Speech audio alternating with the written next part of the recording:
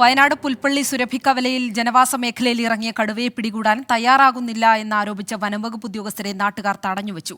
Chethalayam range officer ഉൾപ്പെടെയുള്ളവർക്കെതിരെയാണ് പ്രതിഷേധം. പ്രദേശവാസികളുമായി ചർച്ച നടത്താൻ വനംവകുപ്പ് ഉദ്യോഗസ്ഥർ ഇന്ന് രാവിലെ എത്തിയിരുന്നു. ജനപ്രതിനിധികൾ അടക്കമുള്ളവരാണ് ഉദ്യോഗസ്ഥരെ തടഞ്ഞത്. സുർജിത്ത് അയ്യപ്പത്ത് വയനാട്ടിൽ നിന്നും വിവരങ്ങൾ നൽകും. സുർജിത്ത്, രാവിലെ നമ്മൾ കണ്ടതാണ്, കടുവയെ നേരിട്ട് കണ്ട ഒരു സ്ത്രീയുടെ പ്രതികരണം നമ്മൾ കണ്ടതാണ്. അപ്പോൾ ഈ ഒരു സംഭവത്തിൽ കടുവയെ പിടികൂടാനുള്ള നടപടികളൊന്നും തുടങ്ങുന്നില്ല എന്നാണോ നാട്ടുകാർ പറയുന്നത്? വനംവകുപ്പിന്റെ നിലപാട് എന്താണ്? നാട്ടുകാർ ഇപ്പോൾ എന്തു പറഞ്ഞാണ് പ്രതിഷേധിക്കുന്നത്?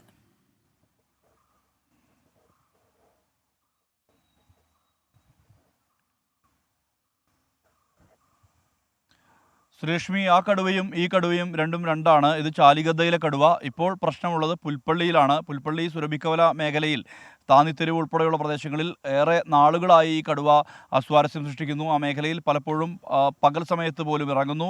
ഇന്നലെ ഇറങ്ങിയിരുന്നു. ഇന്നലെ ഒരു കുടുംബം കൃഷി ചെയ്തുകൊണ്ടിരിക്കുമ്പോൾ, വീട്ടുമുറ്റത്ത് ജോലി ചെയ്തുകൊണ്ടിരിക്കുമ്പോൾ കൃഷിയിടത്തിലേക്ക് ഒരു കാട്ടുപന്നിയെ ഓടിച്ച നിലയാണ് ഉണ്ടായത്. ഇതെല്ലാം തന്നെ മുള്ളംകൊല്ലി പഞ്ചായത്തിൻ്റെയും പുൽപ്പള്ളി പഞ്ചായത്തിൻ്റെയും അതിർത്തി പ്രദേശത്തിലാണ് സംഭവിക്കുന്നത്.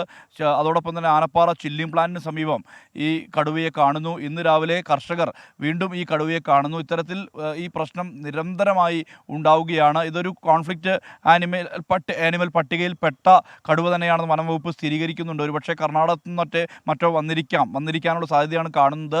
കേരളത്തിൽ ഇതുമായി ബന്ധപ്പെട്ടതിൻ്റെ ഈ കടുവയാണോ എന്ന് സംബന്ധിച്ചുള്ള സ്ഥിരീകരണം ഇതുവരെ വനംവകുപ്പിനില്ല. കർണാടകത്തിൽ വന്നതാണ് എന്നാണ് കരുതുന്നത്. എന്തായാലും ഇത് കർണാടക വനമേഖലയോട് ചേർന്ന് കിടക്കുന്ന ഒരു പ്രദേശം കൂടിയാണ് ഈ പുൽപ്പള്ളിയിലെ ഈ മുള്ളംകൊല്ലി ഉൾപ്പെടെയുള്ള ഈ പഞ്ചായത്തുകൾ. എന്തായാലും ഈ നിലവിൽ ഇന്ന് ഇതുമായി ബന്ധപ്പെട്ട ഒരു ചർച്ച വനംവകുപ്പ് ഉദ്യോഗസ്ഥരും ജനപ്രതിനിധികളും നാട്ടുകാരും തമ്മിൽ ചർച്ച സുരഭി ഗ്രന്ഥശാലയിൽ വെച്ചിരുന്നു. ഈ ചർച്ചയിൽ പങ്കെടുക്കാൻ വേണ്ടി വനംവകുപ്പ് ഉദ്യോഗസ്ഥർ എത്തിയതായിരുന്നു.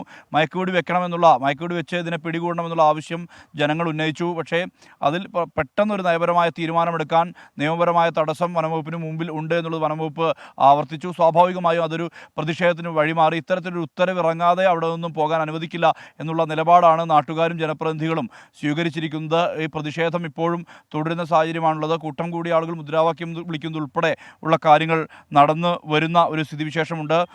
ചെതലയം റേഞ്ച് ഓഫീസർ അബ്ദുൽ സമദ് ഉൾപ്പെടെയുള്ള വനംവകുപ്പ് ഉദ്യോഗസ്ഥർ പ്രദേശത്തുണ്ട്. അവരെയാണ് ഇത്തരത്തിൽ തടഞ്ഞു വെച്ച് പ്രതിഷേധം നടന്നുകൊണ്ടിരിക്കുന്നത്. എന്തായാലും വൻ പോലീസ് സന്നാഹം സ്ഥലത്ത് ക്യാമ്പ് ചെയ്യുന്നുണ്ട്. പക്ഷേ സംഘർഷത്തിലേക്ക് വഴിമാറാതിരിക്കാനുള്ള നിലയിലേക്ക് ഇത്തരത്തിൽ പ്രശ്നം മാറുന്നുണ്ട്. ഇന്ന് ചാലിഗദ്ദയിൽ സമാനമായ രീതിയിൽ തന്നെ കടുവയെ കണ്ട ഒരു സാഹചര്യം, സ്ത്രീകൾ ഉൾപ്പെടെ കണ്ട ഒരു സാഹചര്യം, ദൃശ്യങ്ങളടക്കം പുറത്തു വന്നതാണ്.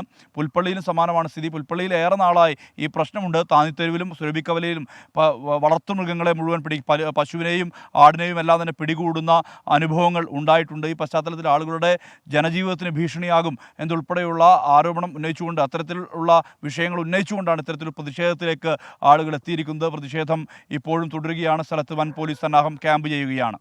ശരി സുരജിത്ത്. ലക്ഷ്മി.